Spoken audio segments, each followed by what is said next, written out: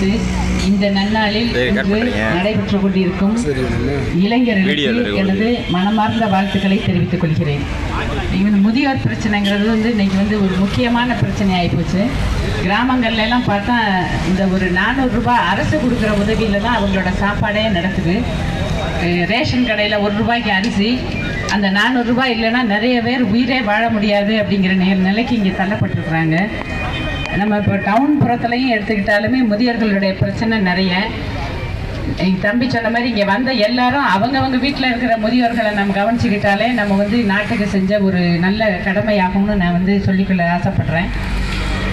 அப்படின்னு நம்ம வீட்டில் சரி பண்ணிட்டா தான் நம்ம நாட்டுக்கு நம்ம எடுத்துக்காட்டாக சொல்ல முடியும். ஒவ்வொருத்தரும் முதியோர்களுடைய கஷ்டம், ஏன்னா நம்மளும் அடுத்து அந்த கட்டத்துக்கு போயிடுவோம். எனக்கே இன்றைக்கெல்லாம் 54 வயசாச்சு. பொதுவாக எடுத்துக்கிட்டு 60 வயசு வரைக்கும் பிரச்சனைகள் இல்லாமல் மனுஷங்க வாழ பழகிக்கிறாங்க. ஒன்று தன்னோட குழந்தைகளுக்காக, மனைவிக்காண்டி, கூட பிறந்தவர்களுக்காக, தாய் தகப்பனுக்காக 60 வயசு வரைக்கும் வாழ்ந்துட்டு 61வது வயசுல அவர் இன்னும் வேலை பார்க்குறவங்களா இருந்தால் ரிட்டையர்ட் ஆயிடுறாங்க. முதுமைங்கிற காலகட்டத்துக்கு வரும்போது அவங்களே இன்னைக்கு கஷ்டத்துக்கு தான் ஆளாகிறாங்க.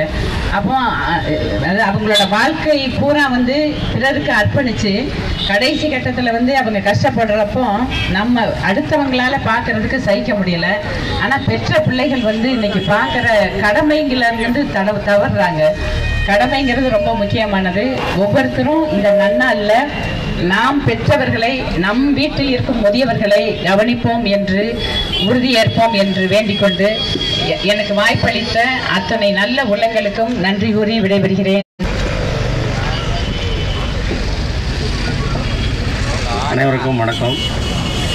இந்த ஹெல்பேஜ் இந்தியா, சென்ட் சார்ல்ஸ் இணைந்து நடத்தும் இந்த முதியோர்களுக்கு அன்பு காட்டுவோம் என்ற கோஷத்தை முன்வைத்து இந்த நிகழ்ச்சியில் ஏற்பாடு செய்து இந்த நிகழ்ச்சிகளுக்கு தலைமை பொறுப்பேற்றிருக்கும் விருதுநகர் நாடாளுமன்ற உறுப்பினர் அண்ணன் மாணிக்கம் தாகர் அவர்களே, திருநகர் நகர்மன்ற தலைவி அக்கா இந்திரா காந்தி அவர்களே, மற்றும் இந்த நிகழ்ச்சிக்கு ஹெல்பேஜ் இந்தியா அது சார்பாக வந்திருக்கும் அனைத்து நல்ல உள்ளங்களுக்கும் மற்றும் சார்லஸ் ஸ்கூலிலிருந்து வந்திருக்கும் சிஸ்டர் மற்றும்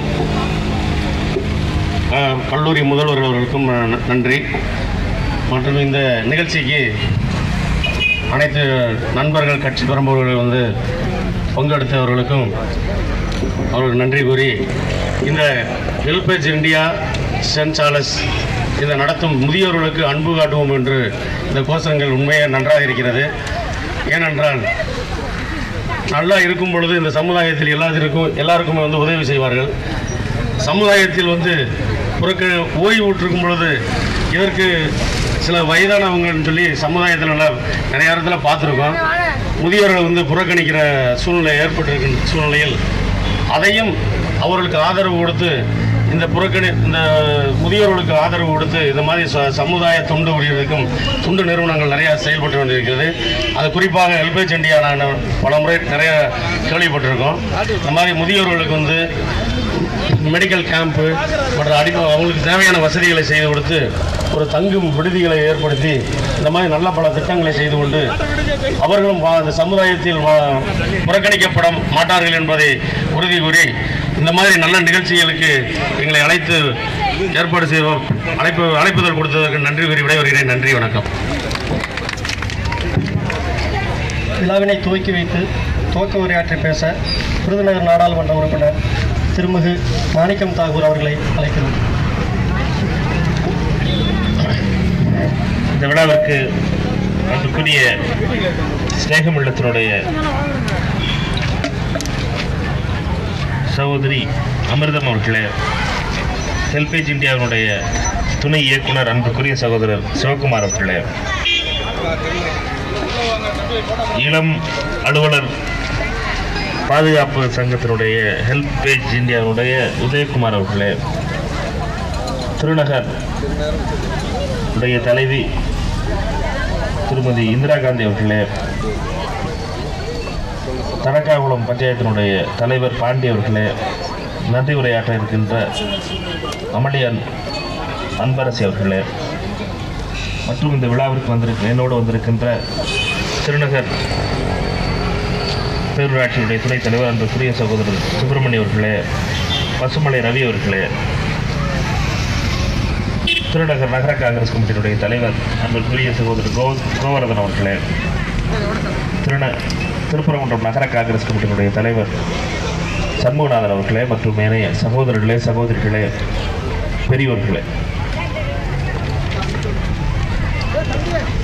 எனக்கு முன்னாலே பேசியவர்கள் அனைவரும் முதியோர்களுடைய நிலைமையையும் புள்ளி விவரங்களையும் தெளிவாக கூறினார்கள். என்னை பொறுத்த மட்டில்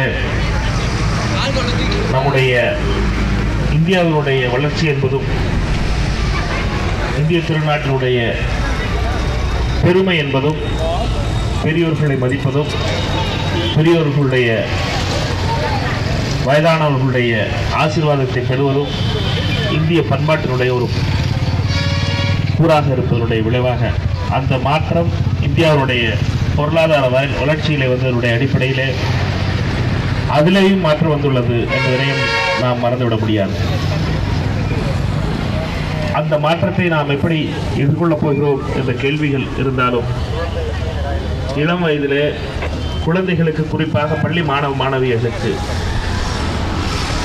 நாமும் முதியவர்களாவோம் என்ற ஒரு சிந்தனையை அவர்களுடைய மனதிலே பதியும் என்றால், நாம் முதியவர்களாகும் போது நாம் என்ன செய்கிறோமோ இப்பொழுது என்ன செய்கிறோம்